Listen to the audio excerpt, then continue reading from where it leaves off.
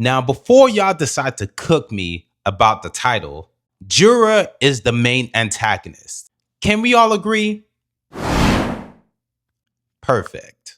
Now, would I call him evil? Not exactly. Or better yet, not yet.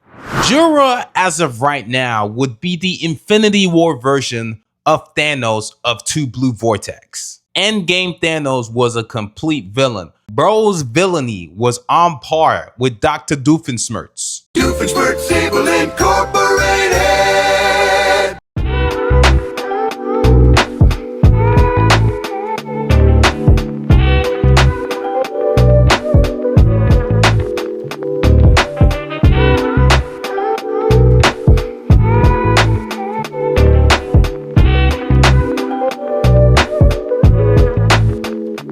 Now, a part of me genuinely feels that Jura is low-key misunderstood. Now, I wouldn't say misunderstood like, I know he's trying to take everybody out, but he's not your traditional type of villain. But don't get me wrong, this dude is still an op. Let's not get it twisted. If I see this dude on the street, I'm running fades. Actually, maybe not. After what he did to Kawaki, I'd probably cross the street. Now, in regards to personality and demeanor, would I go as far to call him Sukuna or Endgame Thanos? Definitely. Definitely not. Just for right now.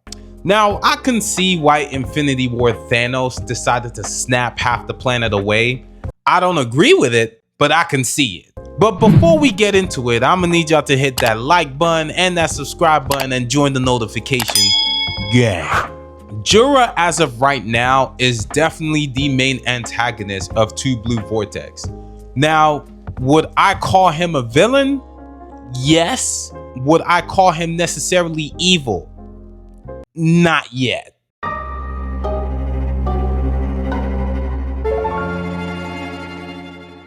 Jura pulled up on the Hidden Leaf, got some books, and actually paid with real cash. Now, I'd understand if he started using Bitcoin or Ethereum or whatever, but dude pulled out a whole stack and was ready to pay. Even gave the dude an advance just for future purchases. Trust me, this man is built different. Sukuna was out here just ending people's lives because he found it fun. Trust me, they are not the same. Jura right now is acting on instinct. And when I say he's not evil, I just mean that he's not evil in the conventional sense. The only reason why I compare Jura to Infinity War Thanos, despite his very twisted way of actually thinking, morally, not gonna lie, not even gonna question the sense of morality, dude just a straight villain, like we all know this. But I understand what he's doing is wrong, but I can see why he's doing it, like he actually has a genuine reason. I would say the biggest difference between Jura and Thanos is that Thanos ended half the planet, due to limited resources. So at this point, if push came to shove, you may have to split your cheeseburger with your boy. And I ain't really trying to do all that. Whee! Jura is in the process of creating more and more Shinju, but he doesn't actually have a genuine reason for it. He's just doing it because he's acting on instinct. I genuinely feel with Jura, as he is right now, you could probably have a real good conversation with him and you might be able to convince him out of it. Actually, you know what? There's only one man who can talk a man out of destroying the whole planet, and we all know who he is.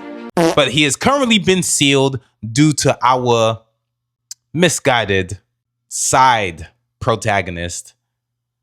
You know exactly who you are.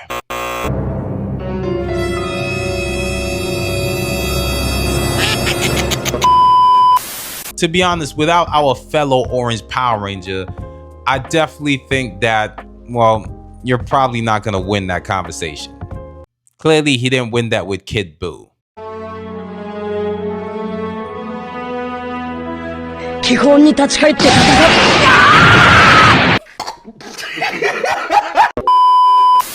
With all those books that Jura be speed reading or collecting, bro's about to be as strong as Goku and as smart as Lelouch. Dangerous combination. Now, of course, one of the goals is to make the chakra fruit, but I would definitely say that in terms of overall motivation and direction, we just actually don't have a reason for why he's doing this. He's like, all right, well, a part of my soul's telling me to go after the orange Power Ranger. And well, that's it. And not to say we're not going to get that reason, but I think for that reason alone, he isn't your traditional villain.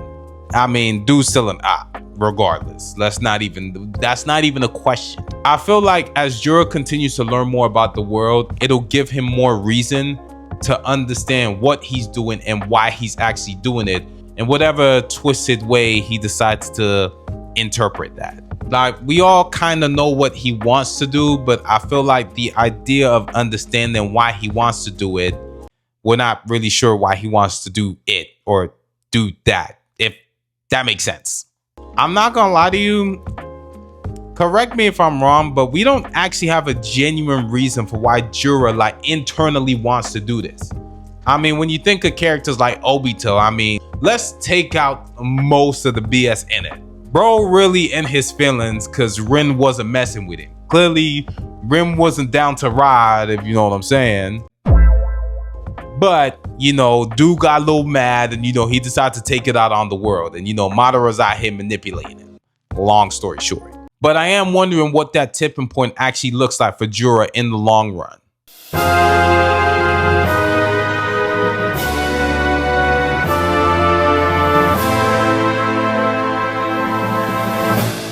So Jura and the rest of the Shinju, I would call them Broly before Frieza turned his daddy into a whole donut. Now, of course, Broly wasn't evil. He was clearly manipulated and was the main antagonist of Super Broly. But that tipping point was where his daddy died. But that scene in itself really makes me sit there and think, where's the tipping point for the Shinju to the point where they become entirely evil? Like, I'm talking like Sukuna and Madara type evil. And I mean, as of right now, of course, they need to be stopped. In my mind, I'm like, okay, I can see why they have to be stopped, but I'm still wondering why they're doing what they're doing to be stopped. I'm really trying to understand if you guys hear me right now. Like, I'm really not sure. I'm like lost.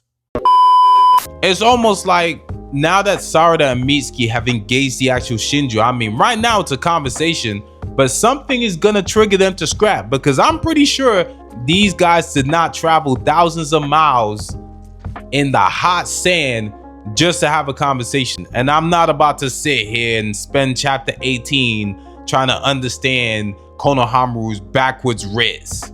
Jura is an interesting character, and I think for me, I'm kind of at the point where I'm like, okay, what's actually gonna make him tick?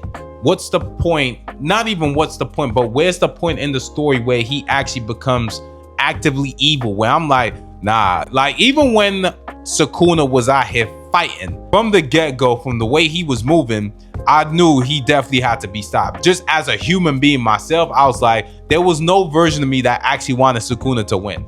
Because I was like, dude was way too busted and he was literally dropping bodies. Bro was literally the main boss for chapters upon chapters upon chapters, to the point where I sat there and I thought, at this point, Sukuna has to be writing the manga at this point, because bro does not plan on leaving anytime soon.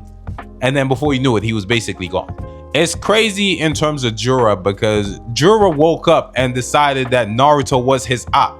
Bro has not had any action in 3 years, and he got sealed away by, you know. And at this point, you still want to fight dude. Bro's not even the main character anymore. At least fight his son or something. Well, I mean, you're actually going after his son, so yeah. Bro has carried the whole series on his back for 500 plus episodes, spending all that time chasing after one dude. Let that man rest. As I was saying before, I feel like Jura's tipping point will probably be a little bit more philosophical and a little more calculated. He might sit there and think, okay, if I turn everybody into the Shinju, I mean, I can heal the world and whatnot. Almost like with what happened in, spoiler alert, Spider-Man 2. I mean, if you played it, you know exactly what I'm talking about. Or, you know, he might just sit there and think that the world isn't worth saving, so turning them into Shinju isn't so bad. Which, either way, regardless of which scenario you look at it, it's still messed up either way. of course, this is all speculation, and I mean, I could very much be wrong, but it does make me sit here and wonder how this actually falls in line with the time skip teasers that we would tease so long ago, where the Hidden Leaf is basically in ruins and Boruto's out here fighting Kawaki. Because as of right now, they're agreeing to work together, but where's the point where it's probably gonna be Kawaki's fault? Probably. Like, bro does not know how to interpret a book. Like, imagine there being like a gate, and in order to get over the gate, you could either go over or around, and bro would just try to go straight through it, thinking, yeah, I'm like playing 5D chess. Either way, let me know your thoughts below. Do you think Jura is like conventionally evil, or do you think he's more of like the philosophical type? But did you like the last chapter? Did you not like it? Where do you think the story's going next for chapter 18? Like, comment, subscribe, and I'll holler at y'all later, man. Peace.